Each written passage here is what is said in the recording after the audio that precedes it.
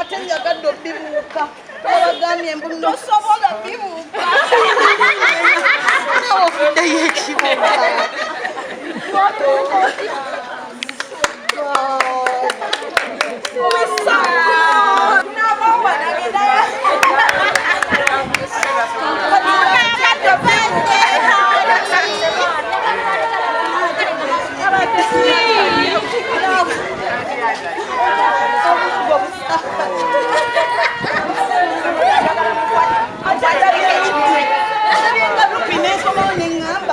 Olabye ngani?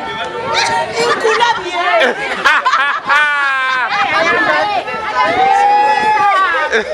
Kati ngamba ninganda byengayamba de. Let's be all of the chifulawa nange nimwore. Aja. Ibasa. Ulali somawo ningamba. Ngani ngala bye rupi wano, rupi ali. Nawe masanda.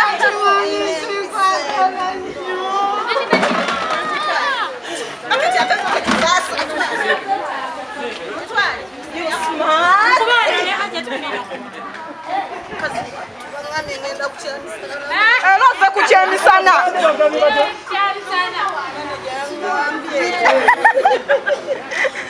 Lero mina bili. Nena kutwala kuchemisa. Ne wallahi lore nsoine.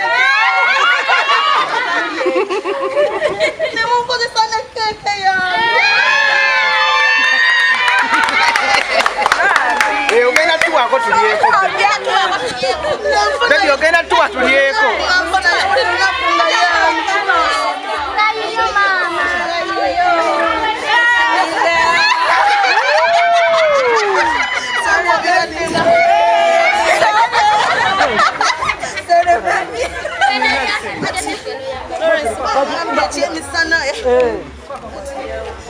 Nengamba Nisharia yange navira mwema. Nengamba today is my special day. Kanyamba leno bantu wale kuchemisana. Nengamba netsoka ku dropping cake Florence nonkoze sana cake yange mwana. Tuzile kuogera mu yenati nataita na kuogera. Kuna munyi yomuka. Nange ningakanzira zira mu meseka. Kati godo my birthday ogera ji celebrate ni.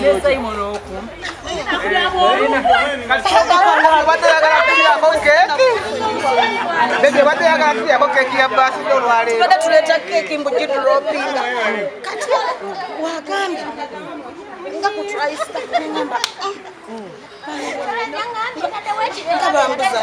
Lwaki keki balance bamuwadde Lawrence. Lwaki kubamuwadde? Nena wayi bintu bifaanagana kangendo. Kati ate Mungu n'akikola. Ngenze uliranga sikyasiba suswandire because I have no option okujja kukola. Era msewawe msinda. Ninga alabiri ninga mundu akolera wano.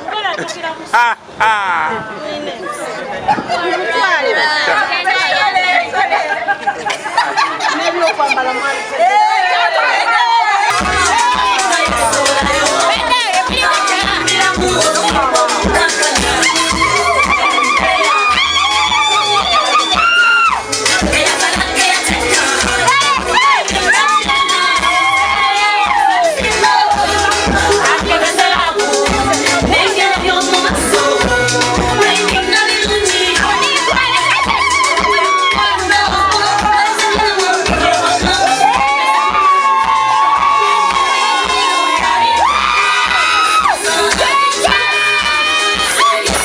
Njagala okwebaza omulabi waffe omulungi wa program Kigunda kosta ne wali enkola video kanyundo kaffe ku YouTube kona kadako subscribing so olunaku lwalero tulina Hajat Florida Station Mayanja baby ebimutuuseeko mu birabye ne rupimba obadde ombuusizza mwana nkulabyeko waliwo nenge like manyi okulaba omuntu nenga obwonga ate buli kukira nenga nensoka nfubutuka mu bathroom n'okivaako nenga nenkomo nenga ninga labi wano rupi nti zisi yeye kuba ndabye omuntu ahe n'akyuka Hajat kuliko obuto soko nyumizi bwe mpese bwe ntensona ndoza ne mudduka ne muvaawo fenna tuvudde wa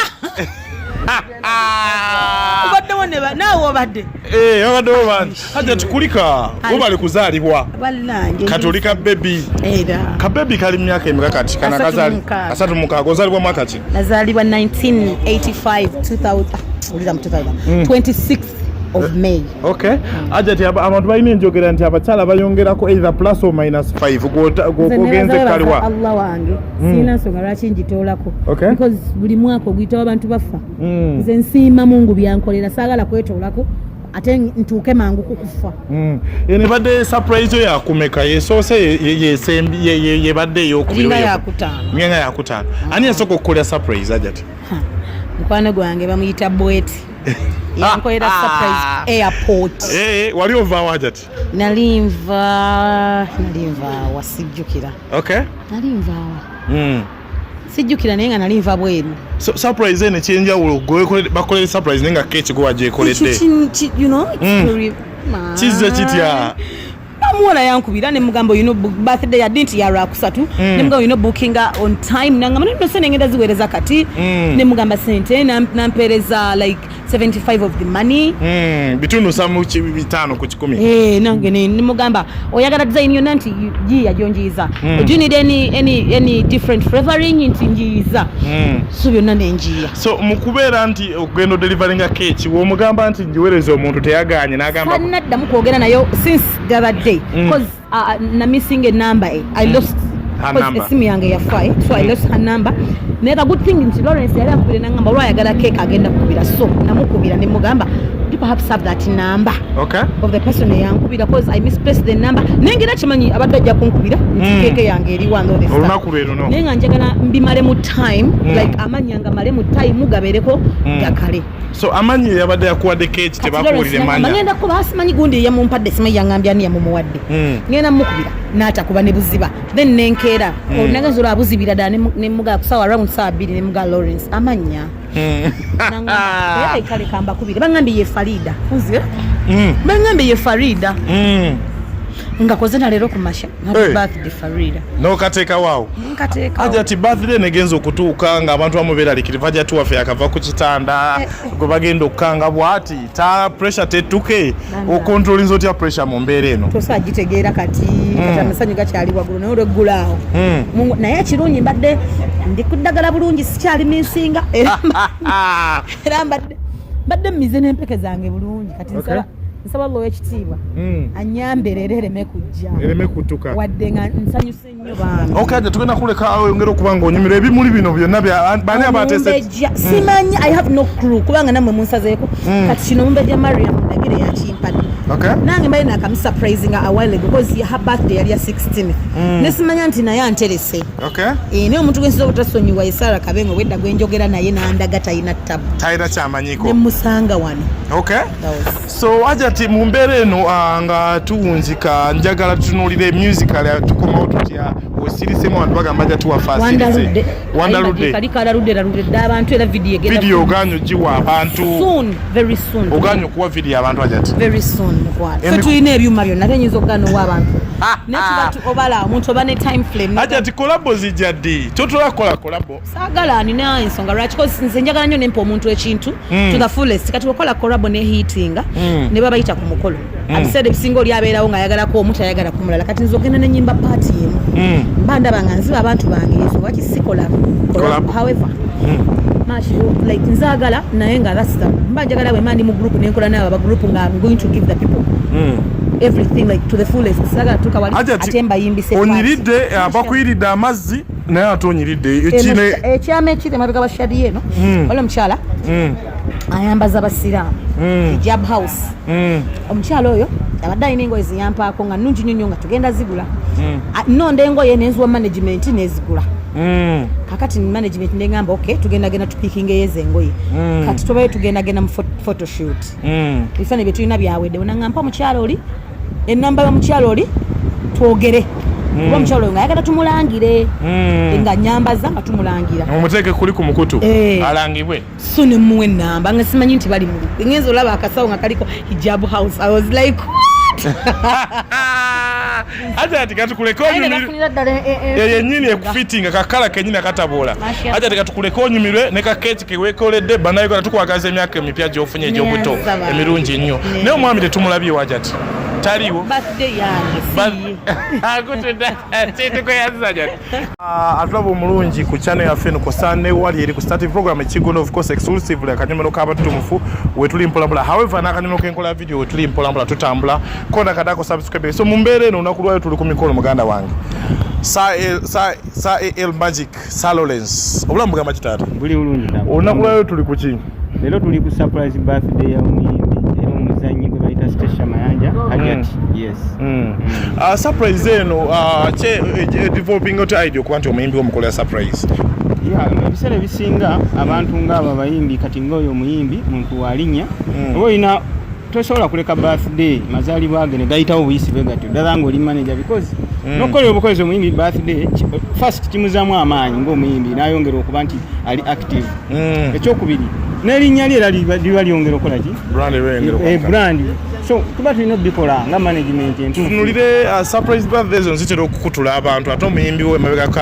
ava mu ddwaliro nakasonga tumanya alina ekirwadde kya pressure okimaintaininza otya omanyi buli kintu ekintu kisinzira okireesa otya buli kintu kiba ng'omuganda wagamba nti ensibambi edibya mutere nti ekintu bw'oba okipakeginze bulungi so kati nze nakipulanize kubanga nze nabadde nkimanyi jukira era bwe yali mu ddwaliro era ebiseera bye twayitamu byonna byonna mwabiraba byali bizibu so nga sisobola kukkiriza tukuddayo muki ate nga nina okikola so nabadde nina okusala amagezi gonna okukozesa obwongo era bwenkozesezza wano obulabye nti tetumukanze ate nga byonna tubikoze nga tulina bikola tuyisemu kati oza otya omuleeta wano mugamba nti tujja wano sookera ddala namulimbye nti nasooka nemulimba nemu omulimu gwa keeke kuba akola keeke n'agikola naye nga managikolerani funa omuwala receptionist wange n'amukubira essimu n'odalinga ki n'ateekayo n'akasente kasente nenkamuwa kuba order ebaako akasente nenkamuwa nemugaa buuku n'abuukinga n'amusindikira kati ye n'amanya akolerani iraya nti kati rero nemugamba ngenda kukimaawo kumakya namukubire mugaa sina sente tetulina sente naye tugenda kutwalako ku lanchi so nja kukimaawo saawa 7 tugende kuki ku lanchi kati nangamba ate njala delivering ake nemugaa akasa tudda side zeeyo ate ne bano aba keeke bangaye bali side ki so tusooka delivering keeke then tugende wa ku lanchi twaleko ku lanchi so bwe kituufu kibadde use wano nangamba ayagala susu ngaise okugenda okugenda abadde tabuuse nga tuuse wano abadde tasobola kubuuka kubanga nze mu kusimbula eri ye mukimye wakaawe musimye waffe eri namugongo tuze muka nga teri anyiga munne ntaddewo ekibeera nga saagala nefase nentekawo ekibeera nga kyabukambwe era tuze ali kusimbwali nga nange ndi ku mmotoka tegeera kati abadde tasobola kubuuka tutunulire enteekateeka budget tutunulira ekintu ky'amaanyi budget yayimiridde etya kekibadde ya ssente meka otunulira n'omukolo guno gulabika nga guli budget otulese mu kifo ki ekifo bayitawo ku Tristar hotel eri wano mu Ndeeba yes omukolo si gwa bbeeyi because waliwo abaana abamwagala abawagizi be ba diehards basonda ate ne management nayo nevaayo nekwata because muyimbi w'amaanyi saawa zino muyimbi alina ekintu kyatunda ng'ogyeko music saawa zino kubanga omuyimbi kati omuyimbi oyimbewa naye saawa zino ye muyimbi nti alina ekintu kyatunda Hajati Stesha Mayanja alina ekyenjawulo ku bayimbi abalala nti ye ali multi purpose oba multi talented nti bw'omutwala mu kuyimba ayimba bw'ona omutwala mu kuzanya azanya okitegera so kati esaawa zino kuzanya kubadde kutambuza nnyo so kasante tuba tugatagata eno neeri okay nga tukuta after surprise birthday no endongo omuyimbi bagamba wamujja mu kuyimba omuyimbi saamujja mu kuyimba naye ngera bwe nkunyonyodde nti okuyimba business lwakuba nti abantu abamu tebakimanyi tosobola kuinvestinga mu kintu kyotagenda kujjamu saawa eyo ng'ate waliwo ekirala kyosobola okukola ki okujjamu so tulina oluyimba olupya gye luli naye tulupushinga ku peesi yaffe because tewali kiddako gavumenti ekyatusibye ensi yonna ekimanyi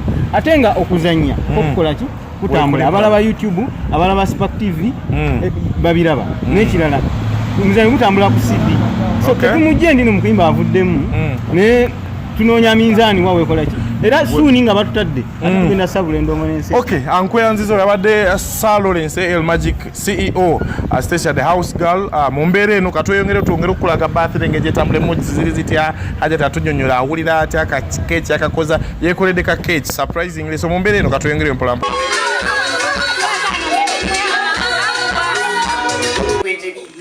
nalyoka bingamba yanguwa ekyo olunaku lutuuse koze olunaku lwo lwankyandumanyi naye tuli baavu aga leero naffe tujja kukolayo akazi wakola abanga akolaki awo namwenna mikwano gya Hajat Station Mayanja mwebale kumwagala kintu kikulu nnyo mwekubire mugala tinammwe mumukola ki ebiseera ebisinga yagamba ze manyi okwagala nze abantu bafaako era mbategekera kati gwe nali wakutekera birthday yo naye nali simanya ggulu